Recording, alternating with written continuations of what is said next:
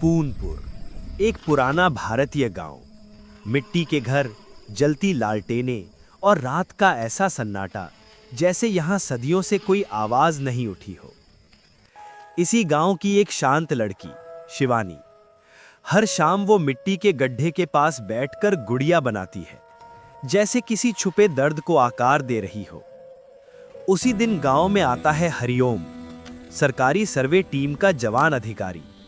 उसे अंदाजा भी नहीं कि ये जगह उसकी किस्मत बदलने वाली है। शिवानी गुड़िया लेकर गुजरती है। हरिओम मुस्कुराकर उससे कुछ पूछता है। क्या आप यहाँ की व्याख्या हैं? क्या आप अपनी कहानी बता सकती?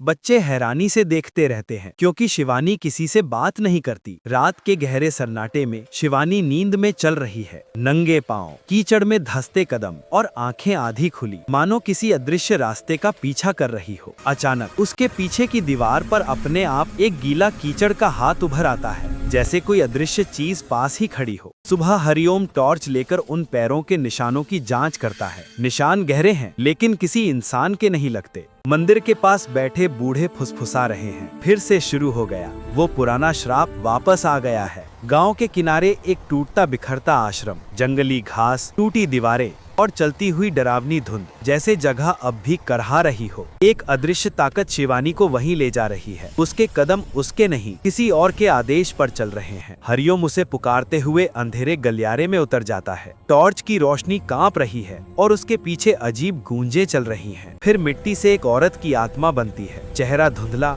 आंखें खोखली और पूरा शरीर कीचड़ से टपकता हुआ। शिवानी जमीन पर बैठी रो रही है। आत्मा उसके पीछे खड़ी है और उसके दिमाग में कुछ पुरानी दर्दनाक यादें उभरने लगती हैं। उभरती यादों में दिखाई देती है एक क्रूर वार्डन, छोटी लड़कियों पर चिल्लाती हुई, उन्हें सजा देती हुई, टूटे खिलौने, लटकी रस्सियां, सब बेचैन कर देने वाला। आत्मा कांपते हाथ से एक छिपे दरवाजे की ओर इशारा करती है। वो असली राज वहीं दफन है। हरिओम मिट्टी ईंट का पुराना दरवाजा खोलता है। अंदर से अचानक ठंडी हवा का तेज झोंका निकलता है, जैसे दशकों की कैद बाहर फूट रही हो। अंदर एक जंग जगह डिब्बा रखा है। खोलते ही दिखाई देती है टूटी, सड़ी हुई कागज की चूड़ियां। यही वो चूड़ियां थीं जो कभी छोटी लड़कियां पहना करती थीं। मिट्टी की आत्मा धीरे धीरे शिवानी के भीतर समाने लगती है, मानो उसका दर्द, उसका सच अब शिवानी का हिस्सा बन रहा हो। सुबह होते ही पूरी हवा बदल जाती है। शिवानी शांत खड़ी है और उसकी मिट्टी की गुड़िया हल्की चमक रही है। श्राप टूट चुका है। कुछ महीनों बाद नया आश्रम तैयार है। बच्चियां पढ़ रही हैं, हंस रही हैं और शिवानी और हरिओम गुड़िया को शेल्फ पर रखते हुए कह देते हैं, अब अतीत हमेशा के लिए सो सकता है।